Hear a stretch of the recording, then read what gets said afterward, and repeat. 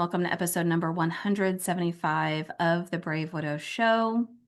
Guys, November 16th is the third year anniversary that the podcast, the Brave Widow Show, has been around. And let me tell you, it's been quite the journey. If you even look back at some of my very first videos, I wasn't able to talk much or get through my story without having to pause the video, wipe away the tears, and go back to recording. And it's pretty obvious in those first few videos. I had no idea what Brave Widow would become over the next 3 years. I only knew that I felt a calling to do this work, to show up for other people, and to go through the pain of figuring out what this was going to look like. So today, 3 years later, I have coached hundreds of widows and widowers. I have interviewed and talked with thousands of widows in better learning and understanding their journey and what was helpful to them. And so there are 5 core truths that I consistently come back to that 3 years later, after starting Brave Widow, I want every widow to know. And 4 years now into my own journey of being a widow, what I wish I would have known back then. So, for those of you who don't know me, hi, my name is Emily. I was widowed in 2021, became a certified life and grief coach, and really went on a mission to rebuild a life that I could love and enjoy again. And now it's my mission to help other widows and widowers do the same. And for those of you who haven't heard, I run a company called Brave Widow. We have the Brave Widow Academy, which is a 6-month group program where I walk people through the curriculum of A to Z, how to go from deep grief to ultimately building a life that they can love again. And the goal isn't that in 6 months your life is perfect, but within 6 months, you've started that journey, you have the tools, and you are taking those baby steps forward to rebuilding your life. So, after coaching hundreds of widows, interviewing thousands of widows, what are the 5 things that I want widows to know? Number one, in the beginning of grief, the goal is to do less, not more.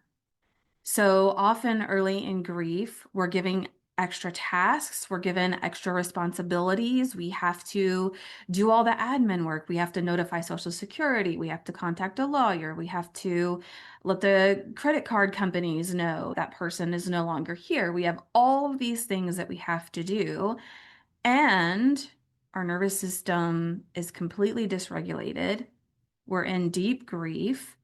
The amygdala, which is part of our brain, has hijacked our prefrontal cortex, which is the part of our brain that helps us with making decisions and planning and thinking about the future. And so we literally, physically, mentally, and emotionally cannot function the way that we used to.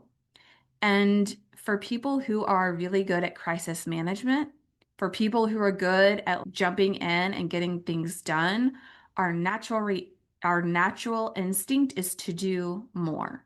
Take on more, do more, stay busy, distract ourselves, get everything done, take care of everyone else at the expense of ourselves.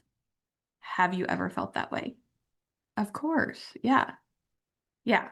And you also have this pressure of needing to be strong for other people, even though you're the one grieving, even though you're the one who lost your person. People expect you to put on a brave face, to be strong, to not make other people uncomfortable. And that's just what society often expects us to do. If I had a nickel for every time someone told me, oh, you need to be strong for your kids, I would be very rich. And I wanted to hurt people every time they told me that because my first thought was like, duh, of course I have to be strong for my kids. But then, like, why do you feel like you need to tell me that? Like, why I am hurting? Why do you feel like you need to tell me, toughen up, champ? You need to be strong for the kids? Like, it goes without saying. It's not helpful. But people might say things like to tell you to be strong for yourself or to be strong for other people. And so, again, the first thing I want widows to know is in the beginning, the goal is to do less and not more. I wanted nothing more. I was desperate for someone to look at me and say, you don't have to be strong for me. For the next 5 minutes, you don't have to be strong. Just exist. Just let yourself fall apart. Just let it all out. I wanted someone to say that, and they didn't. Widows also feel pressure to keep up with everything, right? Everything around the house. All of a sudden, I was responsible for cooking and mowing and paying the bills and getting things done around the house, things that my husband had done for the majority of our marriage. And I thought because I was a high achiever, maybe an overachiever, I thought that it was just hard for me to ask for help or accept help because that's just who I was. I didn't realize this is something that a lot of widows struggle with is being able to ask for help or even accept help if people offer it. But what I want you to know is that needing help doesn't make you weak. Needing help isn't putting a burden on other people. Like needing help just makes you a human being. And it also allows other people to feel good about helping you, about being able to show up for you in a way that you need. So I want you to hear clearly, you don't have to be strong for everyone else if you're in grief. And also, you don't have to do this whole journey alone. Okay, so what does it mean to do less? Some examples might be lowering the expectations that you have for yourself of things that you used to do. So maybe you used to host Thanksgiving or Christmas, or maybe you used to buy stocking stuffers for everyone, or maybe you used to be the person who brought all the sides or did the dishes, or like you did all this stuff for other people. Like in the beginning, especially, you don't have to keep doing that. And in fact, in order to protect your heart and your physical energy, because grief is physically exhausting, then it's helpful for you to do less and not to actually do more. Hi, Dr. Tina. And so doing less is lowering the expectations for yourself. It's giving yourself grace. It's recognizing that even though grief is a mental and emotional pain, it's physically exhausting. And there's a reason for that. I don't have time to cover that today, but it's physically exhausting. So doing less is actually helping you to protect your heart. So for those of you who may not know, I have a free checklist and guidebook on bravewidow.com. You don't have to sign up. You just go to bravewidow.com. There's like a start here tab and you can download the checklist of specific examples of ways that people can help you, whether it's sending you a DoorDash gift card, whether it's mowing your lawn, whether it's doing your dishes. And there's also a family and friend guide, totally free, that you can share with family and friends who want to be able to show up to support you and help you. They really don't know how. They don't know what to do. They're afraid they might step on your toes or they might make things worse. But it's really helpful in especially these first seasons of grief to lean into accepting help and also to advocating for yourself and needing help. So that's number one.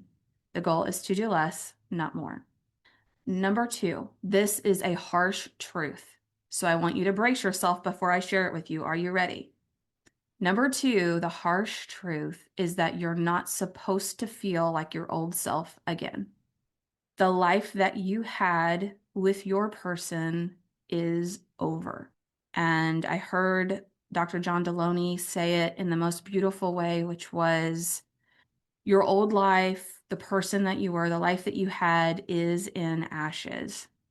And that is heartbreaking. And also, it's where we can decide that we're going to start rebuilding. Okay. So when we're waiting for time to make it better, when we're waiting to go back to the way that things were or to feel like our old selves, sometimes it is really confusing. Grief is really confusing. Like, why can't I feel like a normal human being? I think about it even if you've ever had a newborn in the house and you're having to wake up at all hours of the night to take care of the newborn. You feel like a zombie. You feel like you're just walking in another realm. And to me, being in grief was very much the same way. Like I felt hollow, like a shell or a shadow of the person that I was. And I just wanted to feel like a normal human again. And I wanted to go back to the person that I was. And so what people would say is, "Oh, just give it time and you'll feel normal again. Give it time and you'll go back." But it didn't matter how much time I gave it. It didn't matter how much I tried. I just felt like I could never get back to that person that I was. And it wasn't until I heard that analogy by Dr. John Deloney that it like clicked for me and I was like, "Oh, that makes sense. I can't go back to the person that I was." And that can be depressing and that can be heartbreaking and that can be really hard to hear. And also, that can give you hope for the future, which is, oh, I'm not broken. There's not something wrong with me because I can't go back to that person I was. I'm a different person now. I'm not the same person that I was. I don't know who I am now, maybe at times, but also I get to decide that I'm going to build something new. So, what I want you to know is that you can love the life that you had, you can love your person, and you can also learn and create a life that you love now. And I'm going to get into that a little bit more. But I also think about this like when Nathan died, who was my late husband, I was forever changed. Like my perspective changed, what was important to me changed, how I viewed the world, the lens that I looked at the world through, that changed. This is true. It's so heartbreaking. It can be heartbreaking, but also it can be healing because it helps reinforce that you're not crazy. You're not crazy. The goal and the expectation isn't about going back to the person and the version of you that existed. But as I would think about it with my late husband, Nathan, and I would think, oh, I'm not the same person anymore. The way that I look at the world is so different. And in the beginning, that did make me sad. But then I also thought about it like, how could I be the same person? Like, we were married right at 20 years. I married him when I was 18. So my whole entire adult life had been with him, had been as a wife and as a mom, had kids really early.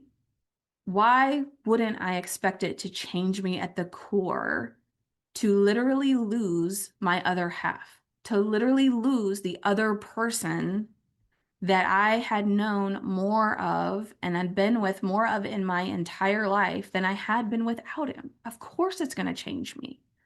Of course, it's going to change who I am and how I view the world.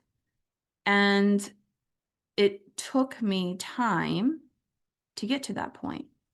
Ruben asked, as a husband, what can I do for my wife to help her? What can I do for my wife to help her as I move on? I'm sick. Ruben, tell me a little bit more about what you mean with that. What can I do for my wife to help her as I move on? Yeah, tell me a little bit more about that, what you're meaning by that. Also, what I want you to take away from this that's really hopeful is that you get to decide, right? So not everybody chooses to build and to grow, but you get to decide to learn, to grow, and to ultimately become just this more elevated, like well-rounded version of yourself. And so, as I look back, I've been widowed now for over 4 years. As I look back, I'm like, wow, look at me. Like, I am just such a different person. I'm more mature, I'm more patient. I don't let things bother me that used to bother me. I really take time to try to connect with people and to help people. And I'm just really proud of the person that I've become today. That at times, I feel sad that Nathan didn't get to know that version of me. It's wow. I wish I would have gone on this journey of learning and growing sooner. It is sad to me that was the catalyst that has propelled me on this journey of learning about life and how to build a life that you enjoy instead of just living life and floating through it, which is what I had done for many years. So, my question for you, my reflection challenge for you in this second truth is, what if the goal isn't getting the old version of you back, but the goal is to become who you are meant to be now? Yeah. So, Ruben, I think I get the gist of what you're asking. If you are asking, maybe you have a terminal diagnosis, or maybe you're trying to prepare her for something in the inevitable future.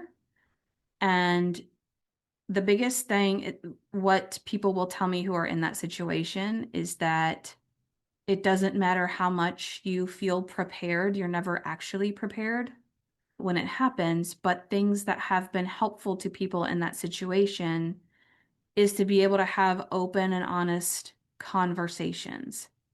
And so at times there are spouses who refuse to have those conversations or refuse to help make decisions, or sometimes they're just not physically able to.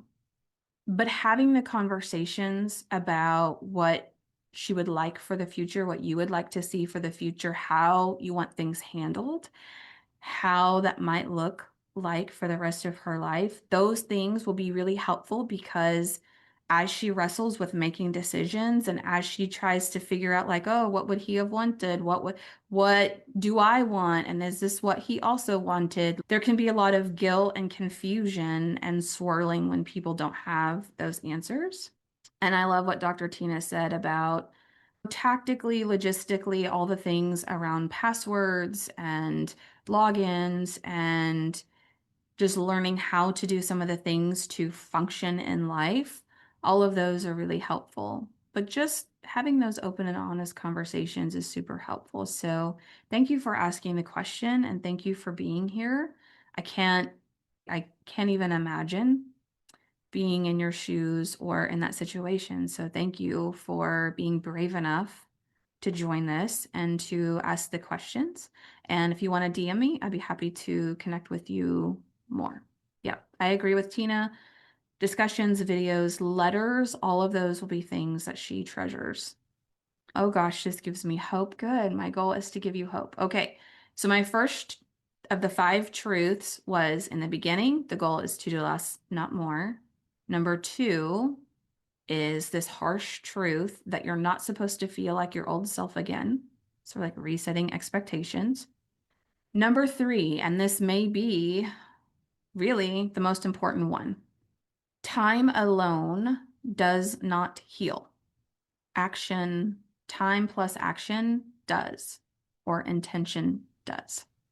Okay, so one of the best things that I learned in the Grief Recovery Method and through the Grief Recovery Institute is that the myth of when people say time heals all wounds, just give it time, you'll start to feel better, that's actually a myth. It's not true.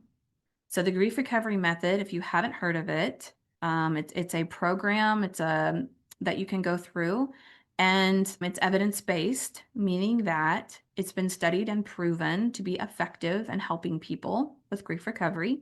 It's the only outside program I currently teach or actively put my name behind.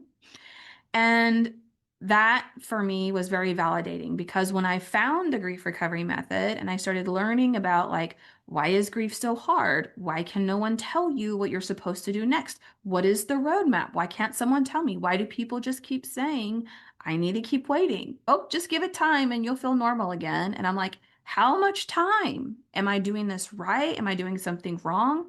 No one could tell me. So when I learned that giving it time is just a myth, then all of a sudden I felt like I wasn't going crazy anymore. Oh, okay, that's why time isn't helping me. It's not time alone.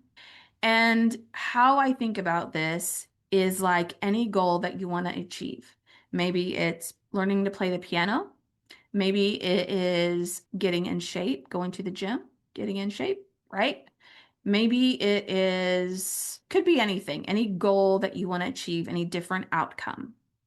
If you just give it time, right? If I want to play the piano, if I'm just giving it time, a year from now, am I going to be able to play the piano any better than I can play it today? No. If I want to become more fit and go to the gym, but I don't go to the gym, I just give it time, am I going to become more fit? No. Actually, the opposite might become true because if I'm just giving it time, maybe I'm just sitting on the couch getting more out of shape. So, grief and rebuilding your life is very much the same in that it does take time. It does take time. But to get a different result, you have to have time plus consistent action. So if I want to become proficient at playing the piano or learning a new language, then I have to practice. I have to take action and I have to do it consistently. I can't just do it once a month or once a week. Like I need to be doing it every day or every other day. If I want to become more fit, I need to eat healthy and I need to go to the gym routinely, consistently. So it's true that it does take time because I can't just practice piano a whole bunch and all of a sudden I'm Beethoven, right? I can't just practice 24 hours straight and be amazing. It is going to take time, but it isn't time alone. And if I just keep waiting, I might actually feel worse, become worse, get in a spot where now getting back on track becomes more difficult. Okay. And I have so many client stories, people who have been on the podcast, people whose videos are on the website, bravewidow.com, where they are sharing that some of them have waited years and they kept giving it time and things kept not working. Maybe they tried counseling, it didn't work for them. They went to a grief group, they didn't like the group, it didn't resonate with them. So they just kept giving it time, kept giving it time, kept waiting, and got to a point where they're like, oh, this isn't working. I need something else, which is the point that I got to. Like one of my clients, Karen, she was on the podcast previously. She's on the website. She's also coming back on the podcast because we've been working together right at a year now. And when I first met her, she had been grieving and struggling for 3.5 years. 3.5 years. She'd been like, she went to counseling a couple times and that didn't resonate with her. She tried to grief share, that didn't resonate with her. She was just struggling personally at home. She was struggling at work. She even got to the point at work where she was about to lose her job. That's how egregious it was because of how she was interacting with people. And within 3 months, okay, so when you think about this, she went from 3.5 years to very little action of processing grief, of healing her heart, of rebuilding. She did do some things, but it was real inconsistent. It was very minor. Her belief was that she needed to give it time to almost losing her job to 3 months later, her leadership sitting her down and saying, "Oh my gosh, you're like a different person. What changed? What are you doing?" And she told him about Brave Widow, and now they have sponsored her to continue coaching. And so now here we are a year later, she's going to come back on the podcast and share how this past year and her experience has been. But the point that I want you to hear is not that her life was perfect in 3 months, okay? But the big game changer for her was taking action plus time. So 3 months later, there was a big shift in how she showed up in life and how she treated other people. A big enough shift where her employers, wow, you're not going to lose your job. We want you here, and we're going to pay for you to continue to have the support you need to be here. And now a year later, she feel like she just is a different person. If you see her on the video now, compared to how she would show up on the calls a year ago, she is transformed. She is a different person. And it doesn't mean that her life is perfect, but she stopped waiting on time to make it better. She started to have time. She had time and the leverage of time plus the consistent action. Okay. What I also want you to hear in this truth that time alone doesn't heal is that no one is coming to save you. And that's another harsh truth. And it was something that I didn't even realize I was waiting on. But I can remember being in my home and like looking at the landscape and feeling so lonely, but also being an introvert who worked a very demanding job, who traveled a lot for work. I hate small talk. I still don't love it. I don't like small talk. I don't like big crowds. I don't like networking and getting in there and meeting people. Like, it's not me. I don't enjoy that. But I was also incredibly alone. And I realized one day as I was sitting on my couch, like, can't God just send someone to my door? And can't they just knock on the door and be like, I'm here, your new best friend. Let's go do stuff together. Can't he just do that? And then I'm like, that's crazy. Like, I live out in the country. That would be so weird for someone to just show up on the door, on the doorstep. But I want more friends. I want to not be alone and experience life alone anymore. But the reality I had to face was that no one was coming to save me. No one was coming to knock on my door and just decide to be my friend. And if they did, that would be really weird. So there comes a point where we have to decide that we are going to rebuild our life intentionally, which is calming our nervous system, it's healing our heart, it's rebuilding our confidence, it's rebuilding our social circle, it is becoming clearer on who we want to be now. I don't always believe that we have to find ourselves. Like we're on this mystical journey of, I don't know who I am. I have to find myself. There's a piece of that, sure. But you also get to decide who you want to be now. What do you want to be known for? Dr. Joe Dispenza has a really interesting book, Breaking the Habit of Being Yourself. And if you haven't read it, it's definitely worth reading. But he talks about how we can essentially change our behaviors, change our actions, change the things that we do that feed into changing our personality and who we are.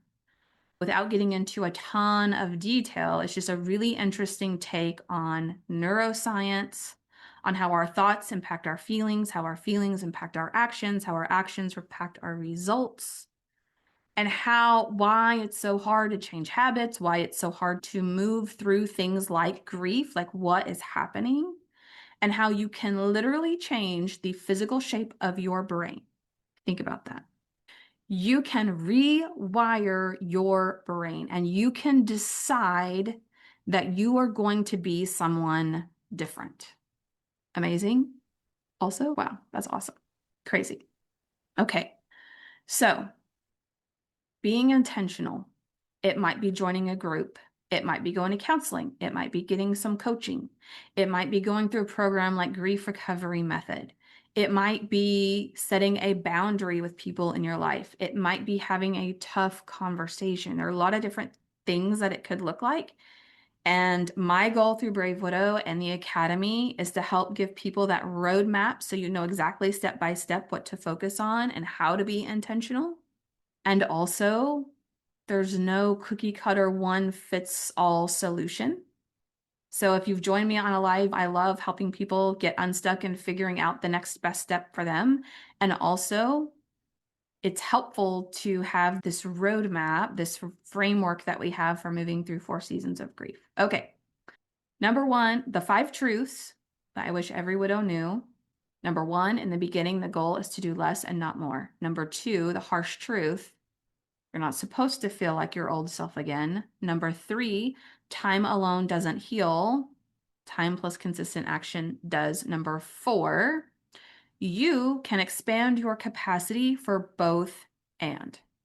You are allowed to hold 2 things at once that feel opposite and true.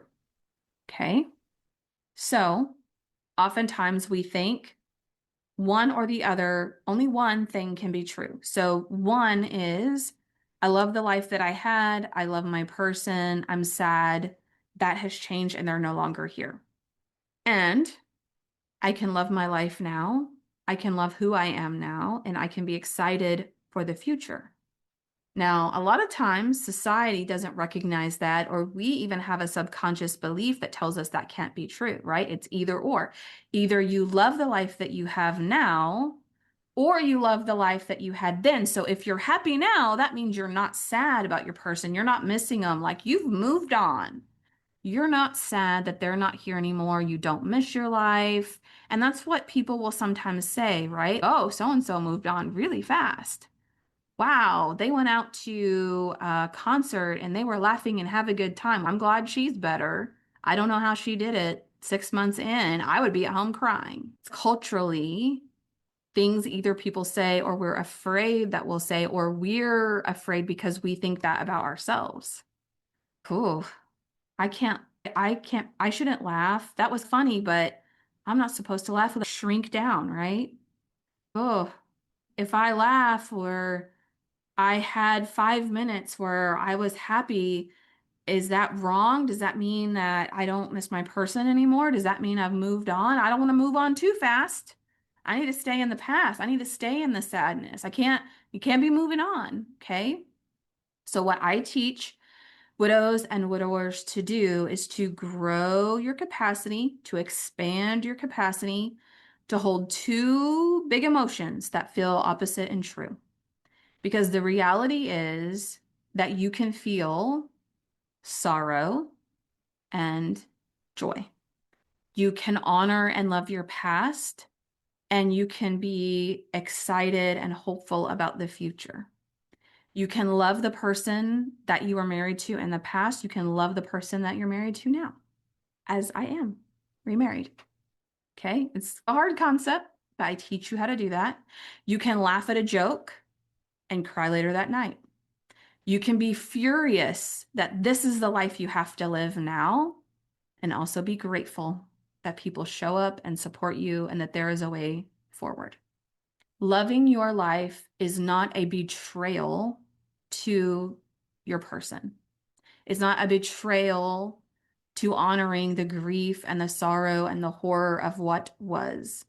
And often a lot of widows get stuck in this season of grief and in this time because they'll get to a point where they feel like they're doing better and their grief is feeling better and things are going really well. And then all of a sudden, one day they'll have a really hard grief day, or they'll hear a song, or there will be a memory that comes up that brings them to their knees. And so they think all of a sudden now they've gone backwards. Like all the progress, all the healing, all the things that they've done is just wiped away. It isn't true. You cannot unheal what you have healed. But what people don't realize is that it can be, and it is both. It is both that we're trying to rebuild a life and figure out what we want for the future and to do new things, and to be sad that we're having to do that. It can be exciting to want to date someone again and to be talking to people, and also to be angry and mad. Like, why? I know how to be a wife. I don't know how to date people. I don't know how to talk on these dating apps. Ugh, why am I having to do this? You can hold both. You have the capability of holding both. You are allowed to want more than survival. You're allowed. When I was over a year, close to 2 years in grief, I had this realization that, wow, I could live another 40 years, maybe 50 years. I don't think I'll live another 60 years. That'd be pretty old. But it could be, I could die tomorrow, but also I could live for several more decades. And I just felt so hollow and disheartened about life that I was like, I can't do this. And I don't want to do this. I don't want to do this another 40, 50 years. Yes, I have my kids and I know they need me and I know I'm supposed to be strong for them. And I know that they would be devastated if something happened to me. But my gosh, is this it? This is just my life now. This is just it. There was a point where, and I tell in my original story when that point was, but there was a point where I had to decide that, okay, if I'm going to live the rest of my life, I'm going to figure out how to do it in a way that is hopeful and joyful and where I am at peace. And so the goal for me isn't to be happy all the time. Happy is like up here, sadness is down here. I want to be right here. which is I feel peaceful, I feel grounded, I feel purposeful, I feel in the middle. I'm good. That was where I wanted to get. So let me ask you this question. If it were safe to want something again in your life or to want more in your life, what would you quietly admit that you desire? What would it be? All right. The 5 truths. Number 1, in the beginning, the goal is to do less, not more. Number 2, you're not supposed to feel like your old self again. Number 3, time alone doesn't heal. Time plus consistent action does. Number 4, you can expand your capacity for both. And number 5, you don't have to feel ready. You get to decide. Oh, I'm not ready to get help. I'm not ready to go to counseling. I'm not ready to unpack this stuff. I'm not ready to try new things. I'm not ready to do these things. Readiness very rarely comes from like feeling ready. It's like confidence. If you wait to feel confident to do something new, you're just going to keep waiting, right? Comes back to the time alone doesn't really do much for you. But if I decide, okay, I'm ready, I'm going to step forward now. If I decide I'm going to do something through fear, and that then over time, by taking this action, I eventually will become confident. Like confident comes after. Okay. So when you're ready, it's, oh, I feel confident, I'm prepared, I'm calm, I'm ready to do this, which very rarely ever actually happens, right? Versus being willing or deciding that you're ready is, okay, I'm scared, I'm unsure, but I'm going to take one tiny step forward. I'm going to feel afraid and I'm going to do it anyway. Guess what? That's why we call it brave widow, not fearless widow, not ready widow, not I got this widow. It's brave widow because we feel the fear and we do it anyway. We feel the uncertainty and we take that next baby step. We don't see what our future could be, and we dare to believe that it could be something worth pursuing. That requires bravery, and that's why it's called Brave Widow. Cassandra says it's been 7 months and I go to counseling, but I feel hollow. Cassandra, I would just ask if you feel like if the counseling and the therapy is helpful. If so, I would continue to do that. And I would also look for ways that you can, over time, start to feel alive again, start to feel childlike wonder again.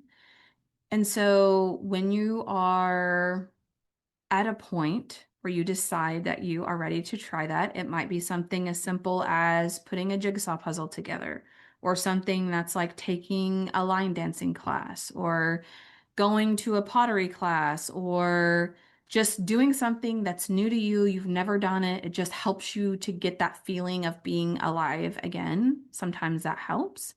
Sometimes it may help first to work on calming your nervous system and creating those moments where you can just let your shoulders down, like truly, fully, deeply relax. Like, I'm so relaxed. And just reprogramming your brain and your nervous system. There are so many times where I have taken action and I didn't feel ready. And this podcast is one great example of those times, right? November 16th will be the 3rd year anniversary of the Brave Widow show, like the podcast. And if you go and watch the first couple of episodes, you'll be able to tell when I paused recording and I had to wipe my tears away. Like it's very painfully obvious. Like couldn't tell my story. I couldn't talk about some of these things without getting choked up. It was really hard. I felt like a fraud. Oh, I can't even tell my story. How am I going to help other people on this podcast? But I took the action anyway before I felt confident, before I felt ready. Now I'm super confident. I'm happy to go on people's podcasts. I'm happy to have them come on my podcast. I'm talk to you on a live. And 3 years ago, no way. I'd have been a nervous wreck. And so that's a simplified example. I have hundreds I could share with you. The key is that it's important to take action before you feel ready, and that you can just decide that you're ready, decide that you're willing. Of course, you're going to be scared.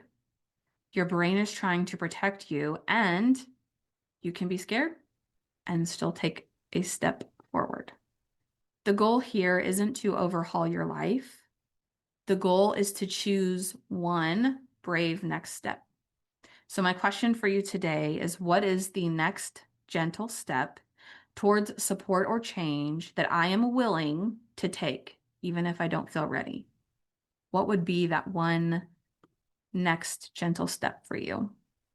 Okay, that's what I have for you for today. I'll just recap the 5 truths after coaching and also interviewing and interacting with thousands of widows. 3 years since I started this journey of interviewing people publicly. The 5 truths that I come back to over and over. Number 1, in the beginning, the goal is to do less and not more. Number 2, the harsh truth: you're not supposed to feel like your old self again. Number 3, time alone doesn't heal. Time plus consistent action does. Number 4, you can expand your capacity for both. And number 5, you don't have to feel ready. You just have to be willing.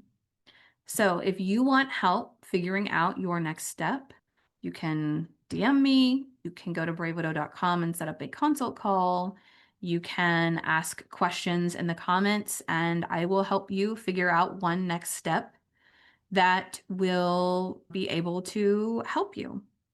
And we also have the Brave Widow Academy. If you want something very structured, if you want guidance, if you want a plan of like step by step exactly what to focus on that will help you, and you want to connect with other widows as we walk this journey together, Brave Widow Academy is a great place to do that. You can find more information about that at bravewidow.com. Otherwise, thank you guys for hanging out with me on this live and for interacting in the chat. You are amazing. And I am doing another live tomorrow, so Thursday, depending on when you hear or see this. So Thursday, the 13th of November, I am doing another live at 2 p.m. Central Time. And I am going to share some tips for navigating the holidays and ways to keep your person's spirit as part of those holidays if that's what you would like to do. So feel free to join me on Thursday at 2 Central, and I'm going to be going through that. I will catch you next time. Bye. The Brave Widow Academy is open now, and it's where I help widows just like you move from surviving to living, with a proven path, coaching, and a community of other widows who get it. If you're ready to take the next step, go to bravewidow.com/academy to join us. I'll see you on the inside.